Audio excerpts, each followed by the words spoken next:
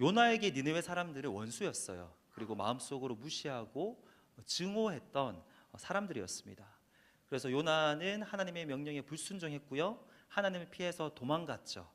하지만 우리가 다 알고 있는 것처럼 하나님께서 물고기를 통해서 요나를 제자리로 돌리시고 이렇게 사명을 감당하게 하셨지만 요나는 여전히 불성실했고 교만했고 어리석었습니다. 오히려 이방인들이 하나님의 말씀에 더 민감하게 반응했고요, 회개했습니다. 지난주에 우리는 니느웨 사람들이 진정으로 하나님께 돌이켰을 때 하나님께서도 그 뜻을 돌이키시고 그들에게 재앙을 내리지 않음을 함께 살펴보았습니다. 오늘 본문은 다시 요나에게로 초점이 맞춰지고 있습니다. 어리석고 완고한 요나를 하나님께서 어떻게 다루시는지 우리 함께 살펴보기를 원합니다. 1절 말씀 우리가 읽었는데 다시 보시면 요나가 매우 싫어하고 성내며 라고 되어 있어요. 요나가 니느웨 사람의 회개를 싫어합니다. 그런데 그냥 싫어한 것이 아니라 굉장히 싫어했다는 것을 강조하고 있어요. 그래서 다양한 영어 성경 번역이 있지만 NET 잉글리시 버전을 보면요, This displeased Jonah terribly and he became very angry 이렇게 되어 있어요. 끔찍하게 싫어했고 매우 화가 났다라고 기록하고 있는데 요나는 왜 그렇게 화가 났을까? 오늘 본문을 보시면 그 감정을 가지고 그대로 하나님께 기도합니다. 이런 기도예요. 하나님, 내가 이럴 줄 알았습니다. 그래서 내가 서둘러서 다시스로 갔던 것이 아닙니까? 요나가 화가 난 이유가 나오죠. 요나는 그 니느웨 사람들이 돌이킨 것이 진심으로 싫었던 겁니다. 요나는 진심으로 그들이 멸망받기를 원했어요. 그래서 그렇게 열심히 그들에게 40일 후에는 이 성이 무너질 것입니다 라고 외쳤는데 결과적으로 그들이 회개했고 하나님께서 그들에게 자비를 베푸신 것이 요나를 화나게 만든 거예요. 이어서 요나는 하나님의 성품에 대해서 고백을 하는데 그 말투가 조금 그래요. 2절 말씀을 다시 보시면요, 주께서는 은혜로우시며 자비로우시며 노하기를 더디하시며 인애가 크시사 뜻을 돌이켜 재앙을 내리지 않으시는 하나님이신 줄 내가 알았음이니이다. 구약에서 여러 차례 등장하는 하나님의 성품에 대한 고백입니다. 근데 지금 요나가 고백할 때는 좋은 마음으로 고백을 하는 게 아니고요, 하나님을 비꼬고 있어요. 아니, 내가 하나님이 그런 분인 줄 진작에 알았습니다. 그래서 내가 순종 안 하려고 했던 거 아닙니까? 비꼬고 있는 거죠. 다른 사람이 나의 면전에서 나를 비꼴 때 그 마음이 어떠셨어요? 그런 경험들 다들 있으실 건데 아니 김 지사님은 그렇게 성격이 착해서 좋겠어, 돈이 그렇게 많아서 아이고 좋겠습니다, 자녀가 착해서 좋겠습니다. 좋은 마음으로 할 때는 그게 느껴지죠. 근데 상대방이 비꼬는 식으로 얘기할 때는 또 그것도 느껴집니다. 굉장히 기분이 안 좋은데 요나가 지금 하나님을 비꼬고 있어요. 굉장히 담대하죠. 그러면서 하나님께 엄청난 간구를 합니다. 내 생명을 거두어 가시고 내가 사는 것보다 죽는 것이 좋사오니 나를 죽여주시옵소서. 다 때려치우고 싶으니까 차라리 나를 죽여달라, 이런 기도를 하고 있는 거예요. 고집의 절정, 완고함의 절정을 보여주고 있습니다. 요나는 지금 자비로우신 하나님의 성품을 이미 알고 있어요. 이미 고백했잖아요. 이런 하나님이신 줄 내가 알았음이니이다 라고 고백을 했고 요나는 하나님이 이런 분인 줄 알고 있어요. 그런데 요나의 태도는 정반대입니다. 하나님은 은혜로우신 분이고 노하기를 더디하시는 분인데 지금 요나는 이렇게 성을 내고 있어요. 요나는 하나님이 얼마나 높으신 분인지도 알고 있습니다. 그런데 만약에 하나님이 그렇게 높으신 분이라고 알고 있다면 하나님께서 니느웨 사람들에게 자비를 베푸실 때 자신의 마음에 들지 않는다고 해서 이렇게 반응하면 되나요? 안 되죠. 우리 하나님이 지금 요나 눈치 보면서 다른 이들을 용서하시고 긍휼을 베푸시고 해야 되는 상황이 아니지 않습니까? 하나님은 자신이 원하시는 방식대로 자신의 자비를 마음껏 베푸실 자유가 있는 분이십니다. 그렇죠. 오늘 본문은 요나의 태도, 특히 하나님이 하신 일에 대해서 분노로 반응하고 있는 이 태도를 지적하고 있어요. 그리고 반대로 하나님을 노하기 더디하시는 분이라고 묘사하면서 요나의 분노를 부드럽게 자비로운 방식으로 다루시는 하나님을 묘사하고 있습니다. 분노는 하나님의 성품이 아닙니다. 물론 하나님도 사람의 죄악이 가득 찼을 때 그 죄 때문에 분노하시기도 하지만 기본적으로 하나님이 가지고 있는 평소의 성품, 그 디폴트의 성품은 온유함이에요. 노하기를 더디하시는 분이십니다. 그리고 하나님의 성품이 그러시기 때문에 당연히 하나님도 자신을 믿는 하나님의 사람들이 화내기를 원하지 않아요. 그래서 야고보서 1장 19절 20절 말씀을 보시면 내 사랑하는 형제들아 너희가 알지니 사람마다 듣기는 속히 하고 말하기는 더디하며 성내기도 더디하라.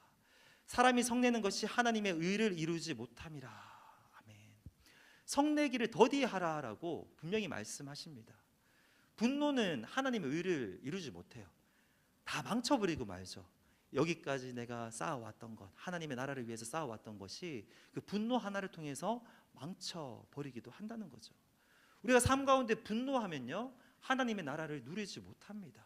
우리가 이것을 명심해야 돼요. 그래서 에베소서 4장 26절 말씀에도 보시면 분을 내어도 죄를 짓지 말고 해가 지도록 분을 품지 말고. 분이 날 수 있어요.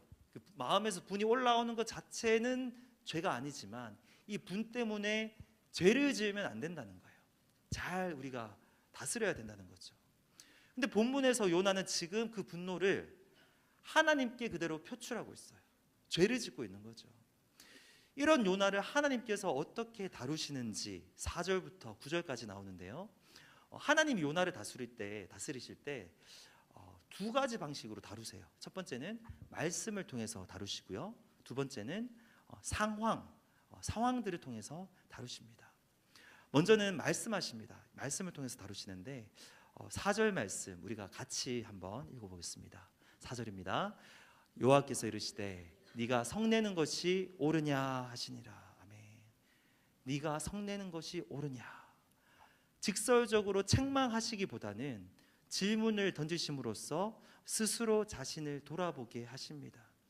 이게 하나님께서 요나를 다루시는 방식이에요.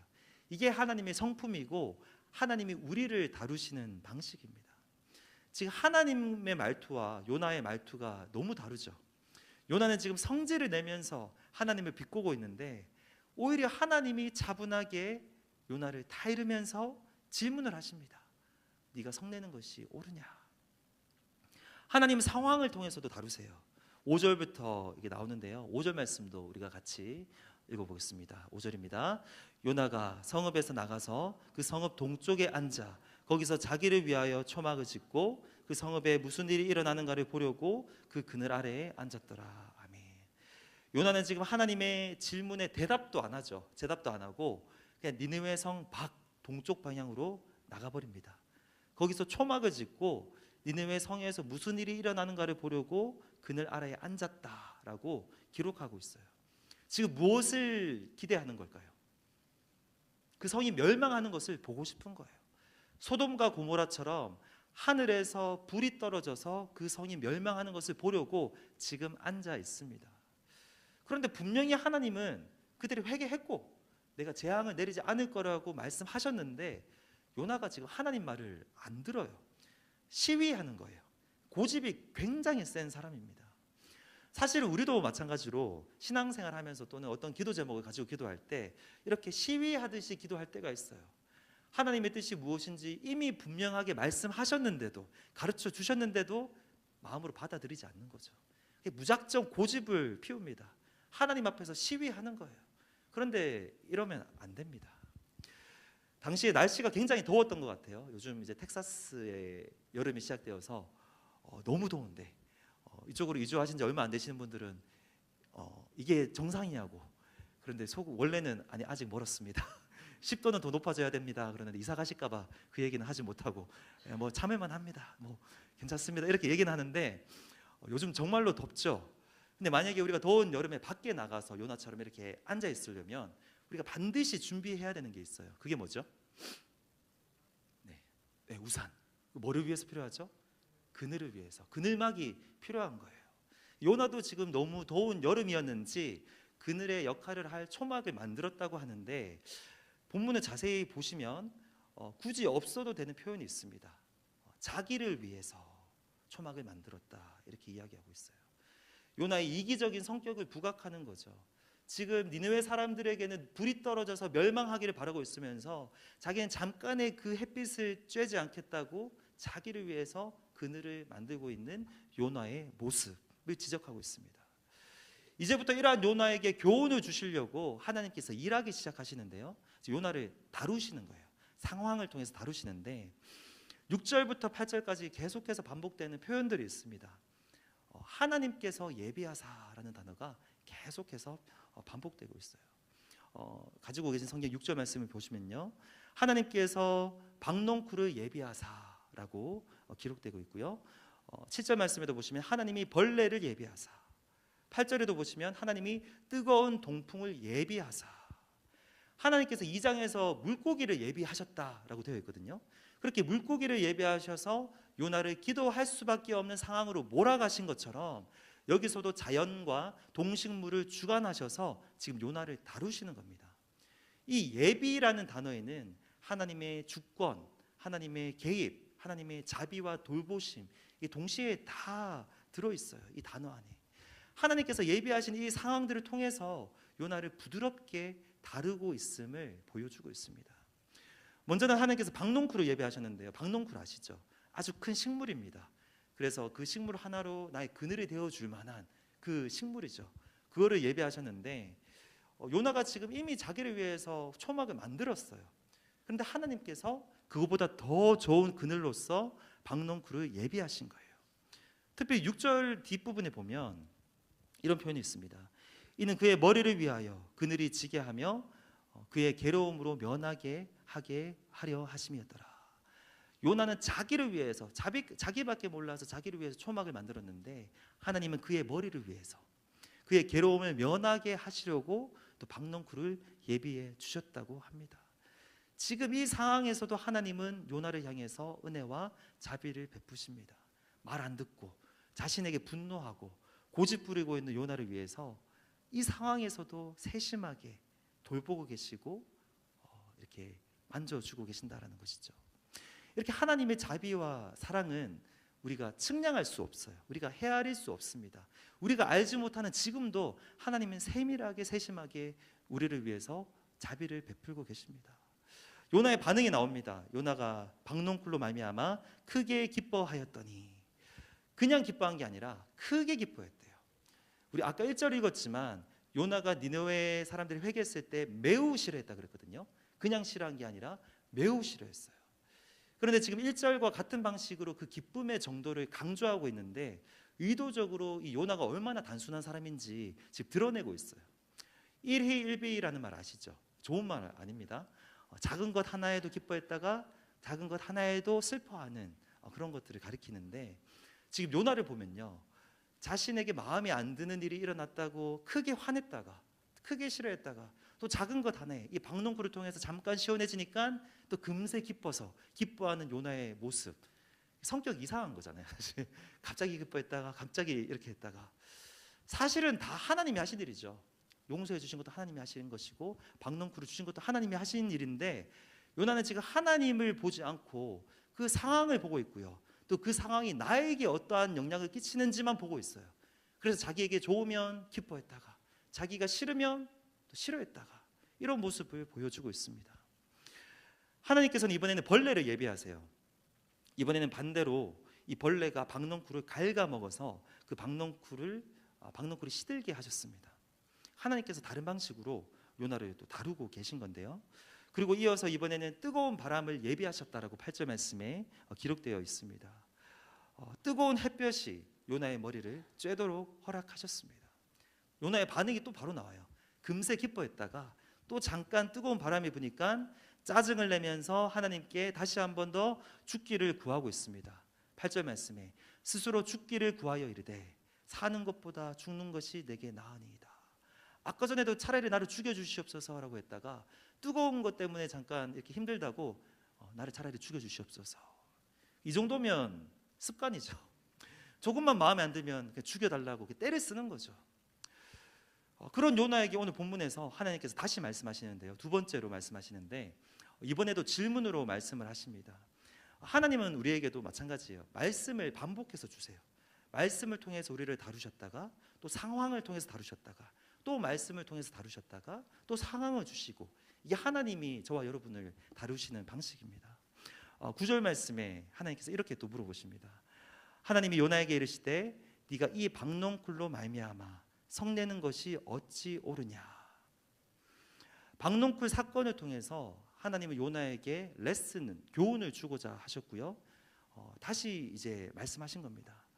이 박농쿨 때문에, 이 작은 것 하나 때문에 네가 또 나에게 성을 내면서 죽기를 구하는 것이 과연 맞느냐. 요나를 위해서 박농쿨을 주신 분도 하나님이시고요, 다시 가져가신 분도 하나님이세요. 하나님의 주권이죠. 하나님의 뜻대로 하나님 행하신 일에 대해서 우리가 어떻게 반응을 하는 것이 맞습니까? 요나처럼 이렇게 성을 내면서 반응하는 것이 맞을까요? 요나의 대답에 변화가 있으면 좋았겠지만 불행하게도 변화는 없습니다. 9절에서 마지막까지 이렇게 대답합니다. 그가 대답하되 내가 성내어 죽기까지 할지라도 옳으니이다. 화가 나서 죽더라도 내가 맞습니다. 이 말이 뭐죠? 내가 맞고 하나님이 틀렸다는 거잖아요. 죽더라도 내가 맞습니다. 나는 절대 나의 뜻을 굽힐 수가 없습니다. 끔찍할 정도로 요나는 완고하고요, 하나님 앞에서 교만합니다. 아까 보니까 요나는 끔찍할 정도로 니느웨 사람을 싫어했다라고 했잖아요. 그 사람들의 회개도 싫어했다고 했는데, 이런 요나의 태도를 보면 우리가 만약에 하나님이라고 한다면 이런 요나를 끔찍하게 싫어할 것 같아요. 이제 치가 떨리고 이제 이런 사람을 상대하기 싫으시겠죠, 우리라고 한다면. 그런데 이런 요나에게 하나님께서 마지막으로 하시는 말씀이 오늘 마지막 두 구절인데요, 하나님의 마지막 교훈입니다. 이 두 구절이 오늘 본문의 핵심이고요, 요나서 전체의 핵심 구절입니다. 항상 그러셨던 것처럼 직설적이기보다는 부드럽게 질문으로 또 말씀하세요. 우리 마지막 두 구절을 우리 같이 읽겠습니다. 시작. 여호와께서 이르시되 네가 수고도 아니하였고 재배도 아니하였고 하룻밤에 났다가 하물며 이 큰 성읍 니느웨에는 좌우를 분변하지 못하는 자가 12만 명이요 가축도 많이 있나니 내가 어찌 아끼지 아니하겠느냐 하시니라. 아멘. 네가 수고도 하지 않고 그냥 하루 있다가 말라버린 박농쿨을 지금 이렇게 아끼지 않느냐. 그런데 내 입장에서는 하물며 이 니느웨 성에는 옳고 그른 것을 분별하지 못하는 어리석은 사람들, 구원받아야 될 사람들이 12만 명, 어른들만 세린 겁니다. 실제로 60만 명이나 있지 않느냐. 가축들도 많이 있지 않느냐. 그런데 내가 어찌 이들을 아끼지 않을 수 있겠느냐. 이 작은 박농쿨 하나가 그렇게 너에게 귀하다면 나에게는 요나 너도 귀하고, 그리고 이 사람들도 나에게는 한 사람 한 사람이 너무 귀하다라는 말씀을 하고 계신 거예요. 하나님의 자비로우신 성품을 보여주십니다. 먼저는 니느웨 사람들을 향한 긍휼을 보여주시죠. 왜 내가 그렇게 그들에게 선지자를 보내었고 그들이 돌이켰을 때 왜 재앙을 내리지 않았는지, 그들의 회개를 기다리셨다는 거잖아요. 그들을 아끼셨다라는 것을 말씀하고 계시는 거고요. 요나를 향한 긍휼도 보여주세요. 하나님께 끝까지 고집부리고 화를 내고 있는 요나를 하나님은 그 요나를 향해서 끝까지 참으십니다. 끝까지 부드럽게 하나님의 마음에 대해서 가르쳐 주고 계십니다. 하나님의 자비로우심에 대해서 가르치시는데 그 하나님의 말투와 태도도 굉장히 자비로우세요. 언행일치, 자비로움에 대해서 가르치시는데 자비로운 방식과 태도로 가르치세요. 이게 요나서 전체의 주제입니다. 하나님의 자비와 긍휼. 그런데 중요한 것은 모두를 향한 하나님의 긍휼이라는 거예요. 나에게뿐만 아니라 다른 이들에게도 동일한 하나님의 자비와 긍휼이라는 거죠. 긍휼하다라는 말이 무슨 의미입니까? 그분이 긍휼의 마음을 가지고 있다고 한다면 어떤 마음을 가지고 있는 거죠? 긍휼, 자비 거의 같은 의미이거든요. 쉽게 얘기했을 때 불쌍히 여긴다는 거예요. 가엾게 여겨서 그 사람을 돌보고 싶은 마음이 우러나오다. 이게 긍휼이 넘치다, 자비롭다의 단어의 의미인데요. 이게 하나님의 성품입니다. 2절에서 요나의 고백을 다시 보실까요? 은혜로우시며 자비로우시며 노하기를 더디하시며 이내가 크시사 뜻을 돌이켜 재앙을 내리지 아니하시는 하나님이십니다. 우리 하나님이 바로 이런 분이세요. 하나님의 긍휼이 가장 잘 드러나는 사건이 뭐냐면 예수 그리스도의 십자가 사건이죠. 하나님, 우리가 원수 되었을 때도 그때도 우리를 미워하신 게 아니고요, 불쌍히 여기셨습니다.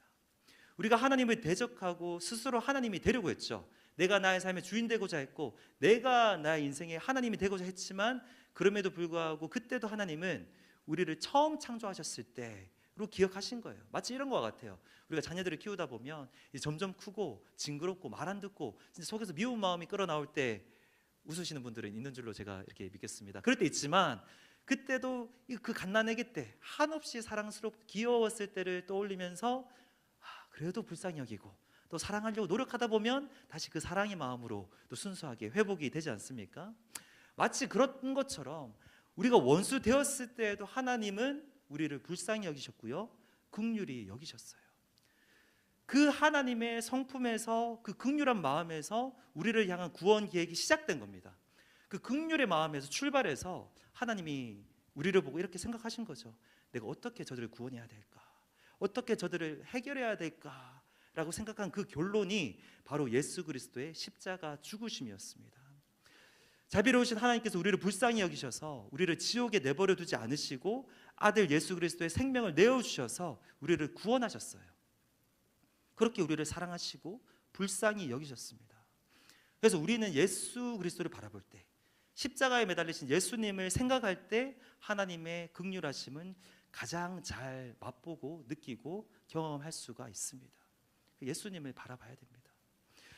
제가 처음 요나서를 읽었을 때, 이번에 말고요, 맨 처음에 요나서를 읽었을 때 마지막 본문쯤 와서는 요나가 조금 변할 줄 알았어요. 다른 성경은 다 그런 식으로 진행이 되니까요. 여기 계신 다른 분들도 이렇게 생각하셨을 것 같아요. 그래도 4장쯤 와서는 회개하고 더 성숙해진 요나를 보고 싶으셨을 것 같은데 오늘 본문을 보니까 정말로 마지막까지 끔찍할 정도로 요나는 완고하고 교만합니다. 오늘 본문에서 보여준 모습만 너무 여러 가지 안 좋은 모습들이에요. 하나님께 분노하고 있고요, 죽고 싶다고 떼쓰고 있고요, 고집 부리고 있고요, 작은 일에도 크게 기뻐했다가 또 작은 일에 또 분노하는 너무나도 단순한 모습, 자기밖에 모르는 이기적인 마음을 그대로 보여주고 있어요. 그런데 오늘 우리가 이런 본문들을 읽으면서 정말 마음 편하게 남 얘기하듯이 요나를 흉볼 수가 있습니까? 제가 요나서 첫 시간에 요나 이행시를 가져와서 말씀드렸는데 아마 기억하시는 분들이 있을 거예요. 이번에 한 번 더 해보기를 원하는데요, 몇 분 이제 기억하실 거라고 믿고 이번에는 제가 오늘 띄워드리겠습니다. 큰 소리로 해주셔야지 분위기가 이게 너무 처지지 않고요. 네, 잘 대답해 주세요. 제가 오늘 띄워드리겠습니다. 요. 네, 과연 다음에 무엇일지. 나. 네, 아멘. 내가 요나라는 거죠. 네, 결국에 우리가 요나라는 겁니다. 그래서 오늘 설교 제목도 제가 이렇게 잡아봤어요. 요나를 다루시는 하나님인데 오늘 주보를 보시면 요 띄우고 나. 어떤 분들은 뭐 띄어쓰기 잘못한 거 아니냐고, 실수한 거 아니냐고 물어보시는데 일부러 그랬어요. 왜냐하면 요 나를 다루시는 하나님께서 요나를 다루시는 것만 보는 것이 아니라 우리는 이 요나서를 읽으면서 요나를 보거나 아니면 내 주변에 있는 다른 사람들을 보는 것이 아니라 나 자신을 돌아봐야 될 줄로 믿습니다. 이 분노, 고집, 일희일비, 이기적인 마음, 이게 다 우리의 모습입니다. 저의 모습이에요. 우리는 성을 내면 안 되는 것을 알면서도 성을 냅니다. 성격이 그래서 어쩔 수가 없어요. 그리고 작은 것 하나에도 나에게 좋은 일이 생기면 막 기뻐했다가 기분이 좋다가도 몇 시간 지나지 않았는데도 조금 좋지 않은 일이 생기면 금방 처지고 다운이 되죠. 그리고 고집은 얼마나 그렇게 센지 이 고집 이야기하면서 제가 생각이 난 에피소드가 있는데 제가 초등학교였을 때예요. 한국에서 대전 엑스포 아시죠? 그때 해서 우리 가족끼리 대전에 여행을 갔습니다. 엑스포를 보러 갔는데 그때가 엑스포 첫 해였는지 아니면 몇 년 지나서 간 건지는 제가 정확히 기억이 안 나요. 그런데 그 여행 내내 아버지와 저와의 어떤 텐션이 있었는데 모자를 써라, 나는 쓰기 싫다. 근데 그 모자가 지금도 사진이 있어요. 지금도 말씀하시거든요. 어떻게 고집이 센지, 넌 성격이 이상하고 고집이 센 줄 내가 그때 알았다라고 말씀하시는데 제가 볼 때는 그냥 멋있지 않았던 모자였던 것 같아요. 캡이 아니고 햇이었는데 이렇게 그냥 흰색이고 그냥 번거지 모자 같은 거였죠. 제가 쓰기 싫었는지 아버지는 하루 종일 쓰라고 하시고 그렇게 혼을 나면서도 끝까지 안 쓰면서 쓰기 싫다고 버티고 그날에 뭐 여행이 뭐 망쳤는지 어쨌는지 그랬다라는 말씀을 지금도 하십니다. 그런데 재밌는 사실은 그때로 돌이켜 보면 아버지가 모자를 쓰라고 했고 내가 쓰기 싫다고 해서 그렇게 그랬는지 아버지는 모자 쓰지 말라고 했는데 내가 쓴다고 했는지 사실 그게 헷갈리고 지금도 기억이 안 나요. 그러니까 문제는 기억도 안 나고 기억에 남는 것은 그렇게 싸우고 내가 그렇게 고집 부리고 성질 냈다는 것만 이제 기억이 난다라는 거죠. 우리가 다 그런 것 같아요. 제가 왜 이런 이야기를 부끄러움을 무릅쓰고 할 수 있냐면 저뿐만 아니라 여기 계신 여러분들도 똑같다는 확신이 있기 때문에 제가 전혀 지금 이런 얘기 아무리 더 해도 부끄럽지가 않습니다. 요나도 지금 그렇죠. 조금만 수가 틀리자 그냥 다 때려치우고 다 때려치울래요. 죽을래요 라고 하는데 이 부분을 보면서도 또 지난 날이 생각이 나더라고요. 제가 한국에서 사역할 때 하나님께 종종 이런 고백을 했거든요. 하나님, 내 사역 못 해먹겠습니다. 진짜 다 때려치우고 싶습니다. 농담이 아니라 진짜 하나님께 하늘을 향해서 소리치면서 밤에 주변을 걸으면서 막 소리치면서 기도했던 적이 한두 번이 아니에요. 나도 남들처럼 돈 벌고 싶고 나도 이제 내가 하고 싶은 거 하면서 살고 싶습니다. 뭐 이렇게 막 얘기했었는데 다시 생각해도 뭐 부르심이 흔들려서 그랬던 것이 아니고요. 부르심은 너무나도 확실한데 그 사명을 감당하기에 제가 너무나도 연약하고 부족하기 때문에 자신이 없어서 그랬던 것 같아요. 그러다가 나중에 이제 목사 안수 받는 날에 이제 예배를 드리는데 그게 너무 생각이 나면서 하나님 앞에 얼마나 부끄럽고 죄송한지 그때 예배 중에 펑펑 울면서 내가 다시는 그런 말 안 하겠습니다. 다시는 내가 그런 소리나 힘들어도 그런 말은 안 하겠습니다. 잘못했습니다. 이렇게 회개하면서 결단했던 기억이 지금도 생생하게 있는데 그 다음부터는 그런 마음이 하나도 안 들었느냐? 제가 아니다라고 자신 있게 또 이야기할 수가 없습니다. 그런데 지난 날에 돌이켜 볼 때 분명히 제가 깨달을 수 있는 것은 하나님께서 나를 붙들고 끌고 오셨다는 거예요. 이 요나를 다루신 것처럼 여러 가지 삶의 사건들을 통해서 상황을 통해서 말씀을 통해서 나보다 더 나를 잘 아시는 하나님께서 나를 다루어 오셨다라는 것을 분명하게 제가 고백할 수 있고요. 그리고 지금도 나의 부족함을 다루어 가시고 다듬어 가신다라는 것을 우리가 고백할 수 있습니다. 우리가 다 마찬가지죠. 요나의 모습이 우리의 모습입니다. 요나만 문제가 많은 것이 아니라요. 여기 있는 저와 여러분 우리가 다 문제투성이인 사람들입니다. 그런데 오늘 이 본문 말씀을 통해서 우리에게 말씀하시는 것은요, 자비로운 하나님께서 문제투성이인 저와 여러분을 그 하나님의 자비로우신 성품을 따라 부드럽게 다루어 가신다는 것입니다. 때로는 말씀을 통해서 우리를 다루시고요, 때로는 여러 가지 상황을 예비하셔서 우리를 다루십니다. 지금 우리에게 펼쳐진 여러 가지 상황들이 있을 것인데요, 그 모든 상황에 우연이란 없습니다. 모든 것이 하나님의 섭리 안에서 우리를 위해서 예비된 상황들이에요. 바로 우리를 책망하실 수도 있고요, 바로 우리를 벌 주실 수도 있지만 하나님은 그렇게 하지 않으시고 우리로 하여금 스스로 깨닫게 하시려고 그 상황을 예비하신 겁니다. 요나는 아쉽게도 마지막까지, 물론 뭐 나중에 깨달았을 수도 있죠. 근데 성경에는 안 나오니까요. 마지막까지 깨닫지 못했지만 요나와 달리 저와 여러분은 이 하나님의 다루심을 인식하고 하나님께서 주시는 레슨, 이 교훈을 배우고 깨달아야 될 줄로 믿습니다. 그렇다면 우리가 무엇을 배워야 될까? 이 상황을 통해서, 이 말씀을 통해서 무엇을 배우고 무엇을 깨달아야 될까? 이 대답이 오늘 말씀에 대한 적용점이라고 할 수가 있는데요, 세 가지 정도가 될 수가 있습니다. 첫 번째는요, 이 다루심을 통해서 하나님은 우리가 하나님의 자비로운 성품을 깨닫기를 원하세요. 이거를 분명히 하고 싶으신 거예요. 하나님은 자비로운 분이시다라는 거죠. 우리가 하나님을 믿고 섬길 때 하나님의 성품에 대해서 오해하면 안 됩니다. 어떤 분들은 예수님을 믿고 나서 육신의 아버지의 성품을 그대로 하나님께 투영해서 자기가 가지고 있는 경험으로 하나님을 이해하실 수도 있어요. 그런 분들이 꽤 많습니다. 근데 그러면 안 됩니다. 왜냐하면 우리가 사람만 봐도 성품이 다 다르죠. 60억 인구가 있다고 해도 그 성품이 다 다릅니다. 뭐 심리 테스트, MBTI 이런 거에서 16가지로 나눌 수가 없어요, 사실은. 그리고 우리 아버지들도 사실은 아버지들마다 성품이 다 다릅니다. 하나님은 하나님만의 성품을 가지고 계시고요, 바로 기록된 성경이 그 하나님의 성품이 어떠한지 가르쳐 주고 계세요. 근데 오늘 본문에서 계속해서 강조하고 있는 것은요, 하나님의 성품은 자비로우시다라는 거예요. 네가 이러는 것이 옳으냐? 이 질문 자체에, 이 톤과 말투 자체에 하나님의 성품이 드러나지 않습니까? 박농쿨을 통해서 하나님의 돌보심, 그 성품을 보여주셨어요. 이 박농쿨을 주시기도 하셨다가 또 가져가시기도 하시면서 요나가 그렇게 아끼는 것처럼 하나님도 그렇게 다른 사람들도 아끼신다라는 것을 자비로운 방식으로 가르쳐주고 계시죠. 하나님의 자비로운 성품에 대해서 가르쳐주고 계시는 겁니다. 부드럽게. 이 가르치시는 것뿐만 아니라 그 과정을 통해서 이 요나가 하나님의 자비로운 성품을 깨닫고 느끼고 경험할 수 있도록 그렇게 인도해 주시는 겁니다. 우리의 지난날을 한번 되돌아보면 좋겠어요. 만약에 하나님이 자비로우신 분이 아니었다면 우리가 여기까지 올 수 없었습니다. 만약에 하나님께서 하나님의 원칙에 따라서 정확하게 우리를 다루셨다고 한다면 여기에 이렇게 편안하게 앉아서 예배드릴 수 있는 분은 한 분도 없어요. 제가 확신할 수 있습니다. 하나님은 언제나 우리가 생각한 것 이상으로 우리에게 자비를 베풀어 주셨고요, 우리를 불쌍히 여기셔서 우리를 생각보다 많이 봐주셨어요. 그래서 부드럽게 우리의 삶을 여기까지 오게 하셨습니다. 우리가 이것을 깨달아야 됩니다. 하나님의 성품을 일단 깨달아야 되고요, 더 중요한 것은 그 성품을 우리가 경험해야 됩니다. 우리가 체험을 해야 돼요. 요나는 그거를 못했던 것 같아요. 그래서 우리가 기도해야 되죠. 하나님의 성품을 온전히 깨닫고 깊이 경험하게 하여달라고 우리가 이번 한 주간 매일매일 기도하시면 좋겠습니다.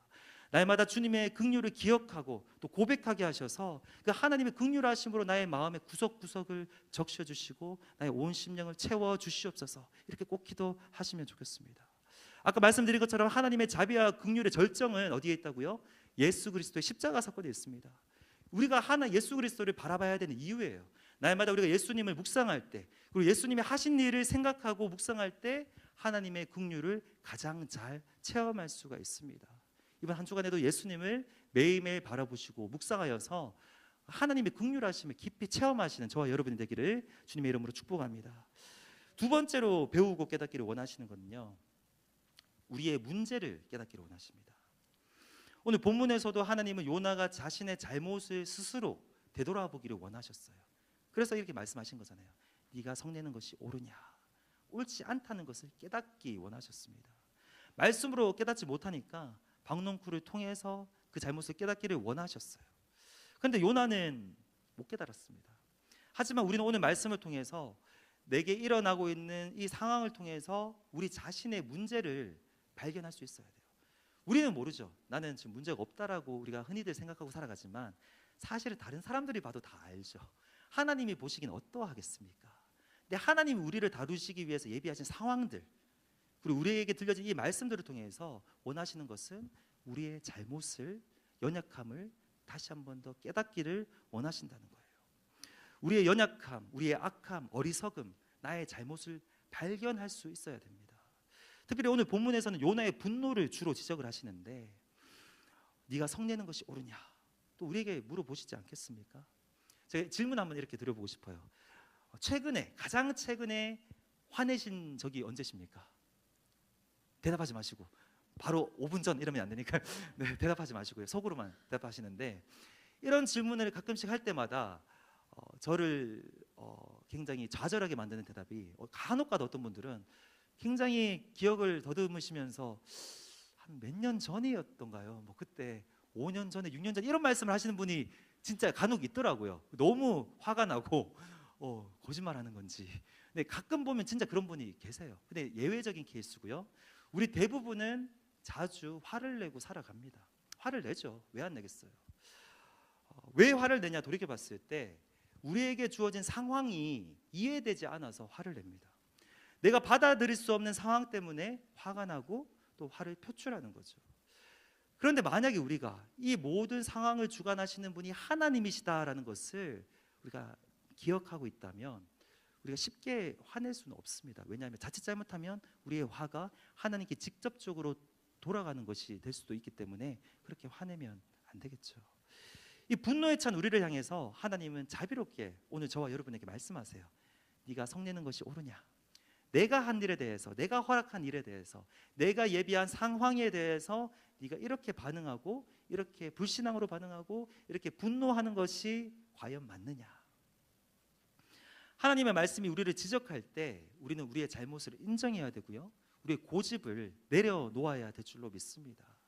여러 가지 상황을 통해서 우리를 깨닫게 하려 하실 때 우리에게 문제가 있다는 것을 우리가 인정해야 됩니다. 그래서 하나님께 결국에는 이렇게 고백해야 돼요. 요나처럼 내가 죽어도 내가 맞고 나는 틀린 것이 없습니다가 아니라, 하나님 내가 틀렸습니다. 하나님이 옳으십니다. 저는 연약합니다. 그러니까 도와주시고 나를 불쌍히 여겨 주시옵소서. 제가 잘못했습니다. 이렇게 겸손하게 하나님께 고백할 수 있어야 됩니다. 세 번째로 하나님께서 우리에게 원하시는 것은요, 우리가 더 나아가서 하나님의 자비로우신 성품을 깨달을 뿐만 아니라, 나의 잘못을 깨달을 뿐만 아니라 더 나아가서 하나님의 그 자비로우신 성품을 담기를 원하십니다. 본문에서 하나님께서 요나를 다루시는 방식을 보세요. 굉장히 부드럽죠. 이 방식을 보고 배워야 돼요. 우리 요나는 배우면 안 되죠. 요나는 반면교사로 삼아야 되고요, 하나님으로부터는 그대로 배워야 됩니다. 하나님의 이 긍휼의 마음을 배우고 그 마음을 우리가 품을 수 있어야 됩니다. 하나님의 마음을 닮아서 다른 이들을 불쌍히 여겨야 돼요. 그렇게 긍휼의 마음을 가진 사람이라고 한다면 성내지 않겠죠. 자연스럽게 화날 일이 있어도 노하기를 더디하겠죠. 그래서 에베소서 4장 말씀해 보시면 이러한 구절이 있습니다. 너희는 모든 악독과 노함과 분냄과 떠드는 것과 비방하는 것을 모든 악의와 함께 버리고 서로 친절하게 하며 불쌍히 여기며 서로 용서하기를 하나님이 그리스도 안에서 너희를 용서하심과 같이 하라. 분명히 나오죠. 노함과 분냄을 버리고 그리고 서로 불쌍히 여기라. 하나님이 그러하셨던 것처럼 하나님의 성품을 따라서 불쌍히 여기라. 마태복음 5장 7절 말씀입니다. 긍휼히 여기는 자는 복이 있나니 그들이 긍휼히 여김을 받을 것이며. 하나님의 마음을 닮아서 다른 이들을 불쌍히 여기는 사람 복이 있는데, 어떤 복이냐면 하나님의 긍휼을 더 깊이 체험할 수 있다는 겁니다. 하나님께 더 긍휼히 여김을 받는다는 거예요. 사실은 먼저는 하나님은 먼저 우리를 이미 긍휼히 여겨주셨죠. 그것을 체험하고 그 마음을 닮아서 우리도 다른 이들을 긍휼히 여기면 더 깊은 하나님의 긍휼을 더 체험할 수 있다는 거예요. 또 체험해서 우리는 또 긍휼히 여기고, 이 영적인 선순환이 우리의 삶 가운데 일어난다는 겁니다. 부부 관계에서도 마찬가지고요, 교회 안에서 많은 관계들, 모든 인간관계에는 갈등이 있을 수 있잖아요. 그런데 서로 불쌍히 여기는 그 마음이 있다면 그 관계가 회복될 수 있습니다. 서로 불쌍히 여기는 마음까지 나아간다면 계속해서 사랑할 수 있어요. 그리고 지속적으로 사랑할 수가 있습니다. 이 불쌍히 여긴다는 것은 서로의 연약함을 알고 그 연약함까지도 품을 수 있다는 것이거든요. 하나님은 자비로우셔서 우리의 연약함을 인정하시고 정죄하지 않으시고 품어주셨습니다. 그 마음으로 우리도 그 성품을 닮아서 우리도 서로의 연약함을 인정해주고 받아주고 불쌍히 여길 때 우리 하나님께서 얼마나 기뻐하실까요? 요나에게 부드럽게 물어보셨던 하나님께서 오늘 우리에게 물어보십니다. 우리에게도 부드럽게 물어보십니다. 네가 성내는 것이 옳으냐? 박넝쿨 때문에 성내는 것이 과연 맞느냐? 질문 드리고 싶습니다. 여러분의 박넝쿨이 무엇입니까? 이거 하나 때문에 크게 기뻐했다가 또 이게 사라지고 나면 금방 화가 나고 낙심하게 만드는 것이 있다면 그게 무엇입니까? 하나님께서 우리에게 이렇게 물어보실 때 네가 성내는 것이 맞느냐? 어떻게 대답하시겠어요? 요나처럼 끝까지 고집부리고 분노하시겠습니까? 아니면 하나님이 원하시는 대로 하나님이 나를 다루고 계심을 깨닫고 하나님의 레슨을, 교훈을 겸허하게 배우시겠습니까? 우리가 다 배우고 우리 삶 가운데 적용하고 기도해서 이 말씀대로 살아내는 저와 여러분 되기를 주님의 이름으로 축복합니다. 기도하겠습니다. 하나님 아버지 감사합니다. 지난 5주간에 요나서 말씀을 통해서 하나님이 얼마나 자비로우신 분인지, 나를 얼마나 사랑하시는지, 그리고 그 하나님의 자비는 나를 향할 뿐만 아니라 다른 이들을 향해서도 동일한 자비를 베풀고 계신다는 사실을 우리가 나누었습니다. 우리의 삶을, 연약한 우리의 삶을 다루고 계시는 하나님이시라는 것을 오늘 우리가 배웠습니다. 이 다루심을 우리가 인식하고 우리의 삶 가운데 말씀을 통해서 다루시는 하나님, 상황을 통해서 다루시는 하나님을 인식하고 그 하나님의 교훈을 온전히 배우게 깨달아서 하나님이 원하시는 데까지 나아가는 우리 모든 한마음교회 지체들 될 수 있도록 도와주시옵소서. 감사합니다. 예수님의 이름으로 기도합니다. 아멘. 네, 우리 이 시간 찬양하실 텐데요, 가사를 생각하면서 우리가 생각했던 것 이상으로 하나님은 우리를 사랑하신다. 내가 예상한 것 이상으로 하나님은 자비로우시고 그 이상으로 나의 삶을 사실은 더 부드럽게 인도해 오셨다. 하나님의 긍휼을 우리가 더 온전히 깨달을 필요가 있고요, 우리가 더 깊이 체험할 필요가 있습니다. 이 마음을 가지고 그런 마음을 소망하며 이 찬양을 함께 주님께 올려드리길 원합니다. 주의 사랑을 주의 선하심 주의 은혜를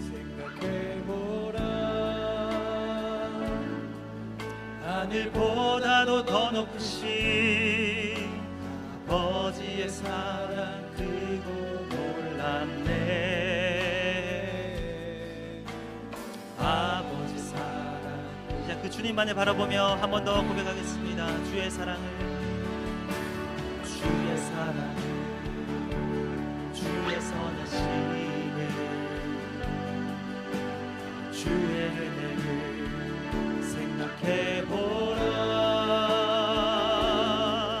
하늘보다도 더 높으신 아버지의 사랑 크고 놀랍네. 아버지 사랑 크고 놀랍네. 내 어찌 그 사랑, 내 어찌 그 사랑 잊으리. 내 어찌 주의 긍휼 잊으리. 내 영혼의 모든 소원.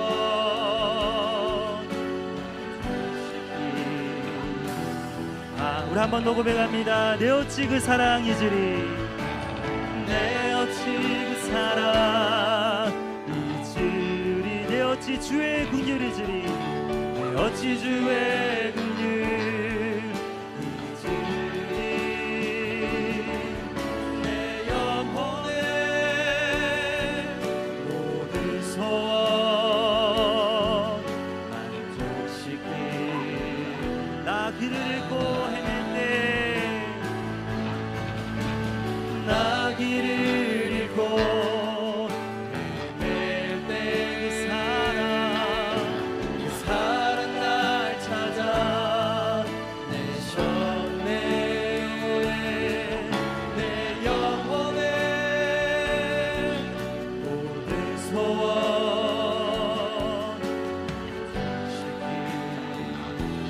하나님. 주의 사랑을, 주의 사랑을, 주의 선하심을, 주의 은혜를 생각해보라.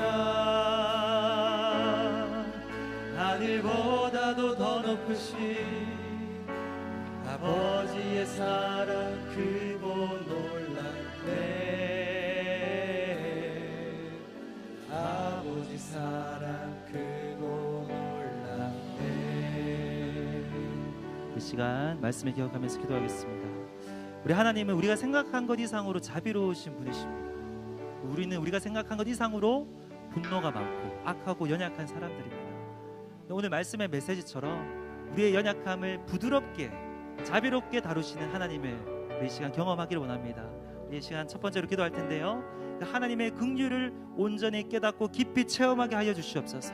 이미 베풀어 주신 그 자비와 사랑과 그 긍휼을 기억하게 하여 주시고 감사하게 하여 주시고 매일의 삶 가운데 하나님의 긍휼하심이 나의 심령을 온전히 채울 수 있도록, 날마다 하나님의 자비를 온전히 경험할 수 있도록 기도하며 살아가는, 체험하며 살아가는 내가 되게 하여 주시옵소서. 이런 마음 가지고 우리 주여 한번 부르고 기도하며 나아가시겠습니다. 주여 하나님 아버지, 이 시간 기도합니다. 아버지, 자비로우신 하나님의 성품을 온전히 깨닫기를 원합니다. 긍휼이 많으신 하나님을 온전히 체험하기를 원합니다. 이미 우리에게 베풀어 주신 그 사랑, 이미 우리에게 베풀어 주신 그 하나님의 긍휼하심을 기억하게 하여 주시고, 우리를 구원하신 그 예수 그리스도의 십자가 사건, 그 하나님의 끝없는 사랑과 자비와 은혜와 그 긍휼을 기억하며 아버지, 다시 한번 주님의 사랑 안에 잠기기를 원합니다. 우리의 삶을 여기까지 붙들고 끌고 오신 하나님, 부드럽게 여기까지 인도하신 하나님을 바라봅니다. 그 하나님의 긍휼하심을 체험하게 하여 주시옵소서. 날마다 하나님의 그 긍휼하심을 기억하며 체험하며 나아가는 우리 모든 성도님 될 수 있도록 주님 도와주시옵소서. 이제 두 번째로 기도할 것은요, 하나님께서 나를 다루고 계심을 우리가 인정하고, 두 번째 적용점이었습니다. 나의 문제를 깨닫게 하여 주시옵소서. 완고한 나의 마음이 주님 앞에 꺾이게 하여 주시고, 하나님의 자비하심으로 나의 마음이 부드러워져서 나의 잘못을 보게 하여 주시옵소서. 주님 앞에서 나의 고집을 내려놓게 하여 주시옵소서. 내가 틀렸습니다, 하나님이 옳으십니다, 내가 잘못했습니다, 이렇게 고백하는 내가 되게 하여 주시옵소서. 이런 마음 가지고 함께 기도하며 나아가시겠습니다. 하나님 아버지, 우리 아버지 주님의 자비로우신 손 아버지 내가 나 자신을 뒤돌아보기를 원합니다. 나의 문제를 고백하기를 원합니다. 나의 연약함을 돌아보기를 원합니다. 하나님 아버지 함께 하여서 아버지 내가 잘못하고 있는 것을 깨닫게 하여 주시옵소서. 아버지 겸손히 무릎 꿇고 잘못을 인정하며 회개하게 하여 주시옵소서. 주님 내가 틀렸습니다. 하나님의 오해십니다. 주님 나를 불쌍히 여겨 주시옵소서. 아버지 이렇게 기도하며 나아가는 우리가 되기를 원하오니 아버지 그 마음을 열어주시옵소서. 아버지 우리 마음에 그 부드러운 마음을 주님 함께 하여 주시고 아버지 역사하여 주시옵소서. 아버지 역사하여 주시옵소서. 하나님 아버지 우리 마지막으로 우리 기도할 때 나도 하나님의 성품을 닮아서 긍휼히 여기는 사람 되게 하여 주시고 남을 불쌍히 여기는 사람 되게 하여 주시옵소서. 기도하겠습니다. 나의 마음이 변화되기를 원합니다.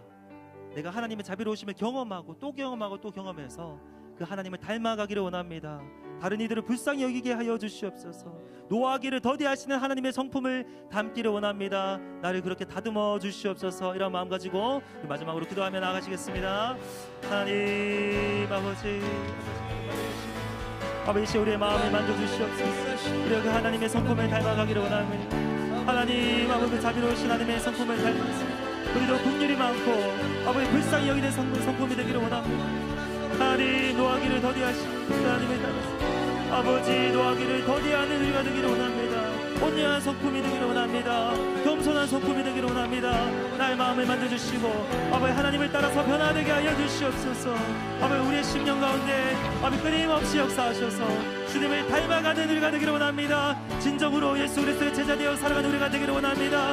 우리의 성품이 변화되기를 원합니다. 주님 포기하지 않게 하여 주시고 아버지 포기하지 않게 하여 주시고 끊임없이 기도하고 애써서 아버지 예수 그리스도를 닮아감을 경험하는 우리가 되게 하여 주시옵소서. 아버지 역사하여 주시옵소서. 아버지 주시옵소서.